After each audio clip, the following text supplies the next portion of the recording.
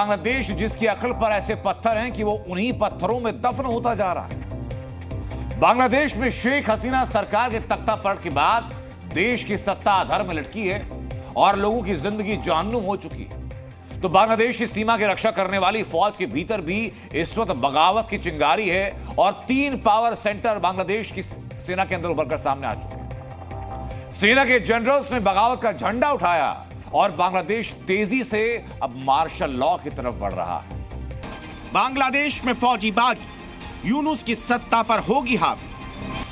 बांग्लादेश में power struggle, कट्टरपंथियों में उथल पुथल। पिछले 5 महीनों में हंसते खेलते बांग्लादेश ने अपना बेड़ा गर्क होते देखा है। छात्र आंदोलन की आड़ में शेख हसीना सरकार का तख्तापलट हुआ। मोहम्मद यूनुस ने गद्दी संभालकर हिंदुओं पर अत्याचार का रिकॉर्ड बनाया। अब यूनुस सरकार की अस्थिरता और दोगलेपन ने बांग्लादेश की फौज को बागी बनने पर मजबूर कर दिया है। बांग्लादेश की आर्मी अब खुद भीतर से फूट का शिकार हो रही है। सेना के भीतर 3 धड़े साफ तौर पर उभर चुके हैं। सेना के अंदर टूट का खतरा गहरा गया है। 3 पावर सेंटर बन रहे हैं जो बंटवारे की घंटी बजा रहे हैं।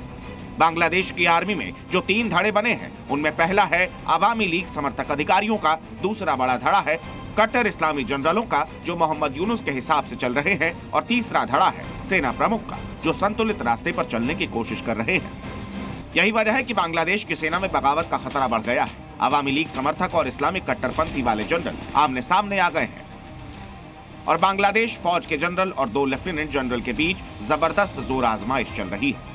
बांग्लादेश में यदि इसी तरीके की धड़ेबाजी, इसी तरीके के जो फैक्शंस अगर और अधिक गहरे होते हैं और बांग्लादेश की सेना में भी एक मतभेद की स्थिति पैदा होती है, तो ये बांग्लादेश के लोकतंत्र के भविष्य को और अधिक रसातल में ले जाएगा। अभी बांग्लादेश की आर्मी का पूरा कंट्रोल वकार उस जमान के हाथों में। शेख हसीना की सरकार के पतन के बाद बांग्लादेश राजनीतिक अस्थिरता के भंवर में फंस गया है। मोहम्मद यूनुस के शून्य राजनीतिक नेतृत्व ने सेना के भीतर गहरी खाइयां पैदा कर दी। बांग्लादेश की आर्मी में जो 3 पावर सेंटर बने हैं उसमें से पहले गुट को लीड कर रहे हैं मौजूदा सेना प्रमुख वकार-उज़-ज़मान, जो बीच का रास्ता निकाल कर चलना चाह रहे हैं। सेना के दूसरे गुट का नेतृत्व कर रहे हैं लेफ्टिनेंट जनरल मोहम्मद शाहीनुल हक, जबकि सेना के तीसरे गुट की अगुवाई लेफ्टिनेंट जनरल मोहम्मद फैजुर रहमान कर रहे हैं। बांग्लादेश की सेना के अंदर ही विभाजित स्थिति बनती है, तो ऐसे में जो बांग्लादेश और म्यांमार की सीमा पर टेक्नॉफ रीजन में जो बांग्लादेश चुनौतियां फेस कर रहा है उसको भी सेना ठीक तरीके से डील नहीं कर पाएगी। विदेशी एजेंसीज की मदद से लगातार वो बांग्लादेश को अस्थिर करने की साजिशें रच रहे हैं, उनको भी डील करने में बांग्लादेश की सेना को मुश्किलों का सामना करना पड़ेगा। अभी कुछ दिनों पहले की ही बात है, बांग्लादेश के आर्मी चीफ वकार-उज़-ज़मान ने भारत की तारीफ की थी और बांग्लादेश को भारत भरोसे बताया।